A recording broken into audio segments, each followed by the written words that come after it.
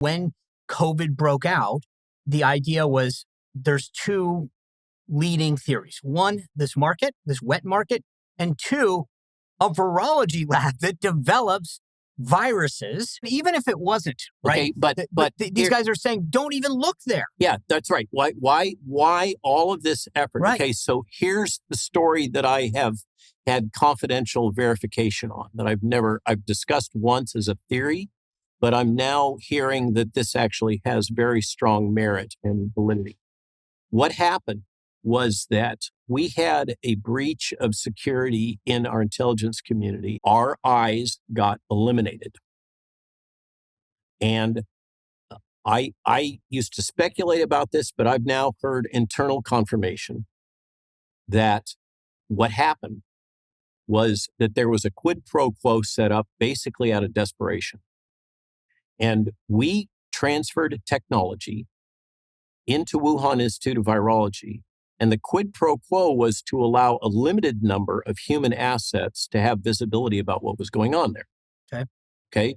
So the logic is we're in a bad situation. We know that these guys are doing stuff. We want to know what they're doing because we want to be in a position we can develop countermeasures for that. And so we want to do anything we can to get intelligence. And we've now lost all of our eyes. What are we going to do? Okay. Well, we strike a deal. The deal appears to have been that there was technology transfer associated with Ralph Barrick and that whole program involving modern advanced recombinant virology and recombinant DNA technology and known research having to do specifically about coronaviruses. Because if you go back in the literature, coronaviruses have been identified as one of the leading candidate agents for biowarfare for a very long time. So we knew that China was doing stuff. We didn't know what they were doing.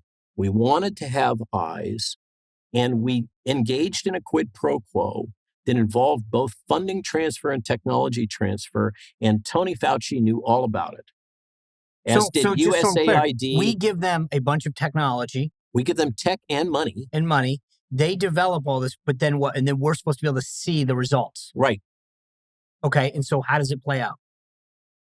It plays out that it appears, so this is speculation, this is the chain of events as I see it, okay? Right. There was technology transferred from EcoHealth Alliance and Ralph Barrick having to do with this furin cleavage site, the specific mutations, the engineering of the virus, and potentially passaging in a humanized mouse strain, et cetera, that gave rise to a cluster of coronaviruses that were kept banked.